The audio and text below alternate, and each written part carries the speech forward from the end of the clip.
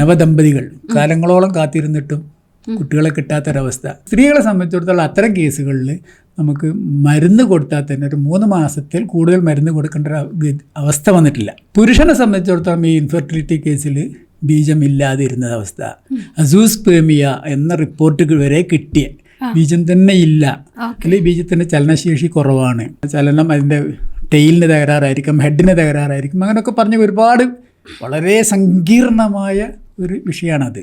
അപ്പം അത്തരം കേസുകളിലൊക്കെ ഇപ്പോൾ പുതിയ ഒത്തിരി സെൻറ്റേഴ്സ് വന്നിട്ടുണ്ട്, IVF IUF ഒക്കെ ചെയ്യുന്ന. അതൊക്കെ ചെയ്താലും കിട്ടില്ല എന്നറിഞ്ഞിട്ടും ഇതിനെ പ്രേരിപ്പിക്കുകയും ലക്ഷങ്ങൾ ചിലവഴിക്കേണ്ട ഒരവസ്ഥയിലേക്ക്, ഒരു കുഞ്ഞിക്കാല് കാണാൻ ലക്ഷങ്ങൾ ചിലവഴിച്ച എത്രയോ ആളുകളുണ്ട്. അതും ചെയ്തിട്ട് പരാജയപ്പെട്ട കേസുകൾ എൻ്റെ അടുത്ത് ചികിത്സക്ക് വന്നിട്ടുണ്ട്. പക്ഷെ നമുക്കൊരു 3 മാസത്തെ ചികിത്സ, ഈ അസൂസ്പേമിയ പോലുള്ളതൊക്കെ സമയമാണ്, കുറച്ചും കൂടി സമയമെടുക്കും. ചികിത്സ കൊണ്ട് തന്നെ അതിന് സുഖം കിട്ടിയിട്ടുണ്ട്. എൻ്റെ അടുത്ത് മാത്രമല്ല, മറ്റ് പല ഇതേപോലെ ആയുർവേദ ഡോക്ടേഴ്സിൻ്റെ അടുത്തും അപ്പോൾ അതിനൊക്കെ ചികിത്സ ഉണ്ട്. പക്ഷേ നേരത്തെ നിങ്ങൾ പറഞ്ഞ പോലെ ജനങ്ങളെ ബോധവൽക്കരിക്കാൻ കുറച്ച് വിഷമങ്ങളുണ്ട്.